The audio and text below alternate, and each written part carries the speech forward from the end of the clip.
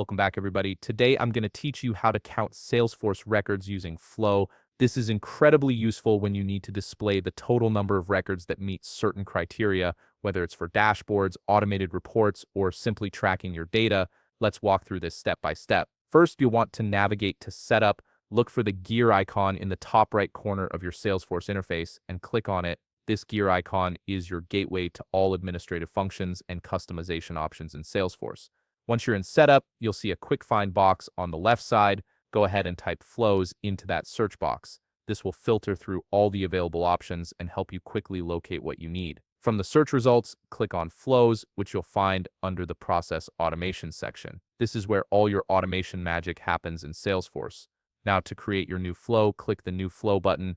You'll be presented with several flow types to choose from. For this tutorial, select Screen Flow, as this will allow us to display the count to users interactively. Now we need to set up our first resource, which will store our collection of records. Look for the New Resource button in the left toolbox panel and click it. When the resource creation window appears, select Variable for the resource type. This variable will hold our account records temporarily. Enter Account Collection as the API name. For data type, select Record, and then choose Account as the object. Here's the important part. Make sure you check the box that says Allow Multiple Values Collection. This is crucial because we need to store multiple account records, not just one. Once that's all set, click Done. Next, we'll retrieve the records we want to count. Click the plus sign on your flow canvas and select Get Records from the menu. Enter Get Active Accounts as the label. For the object field, select Account. Now in the Filter Account Records section, you'll see a drop-down. Select None-Get All Account Records.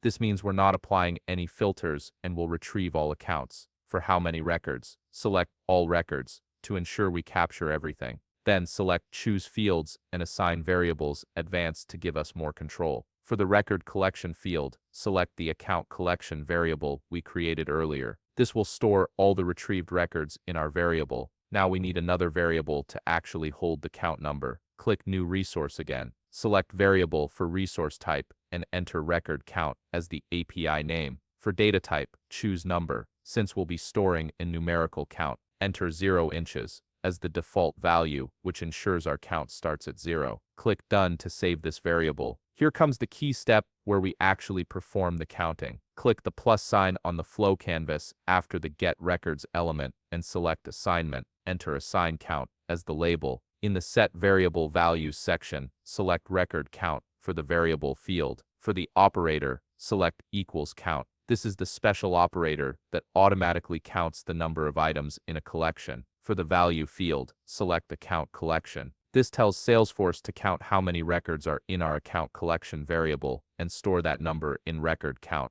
Pretty straightforward, right? Now let's display this count to user. Click the plus sign again on the flow canvas after the assignment element and select Screen. You can label this header to keep things organized. From the left panel, drag the display text component onto your screen canvas. Enter Display Count as the API name. For the text field, this is where we'll craft our message. Type "There are" followed by a space, then click Insert Resource and select Record Count to insert the variable. Then continue typing active accounts. The final text should read, "There are" open curly bracket exclamation mark record count close curly bracket active accounts.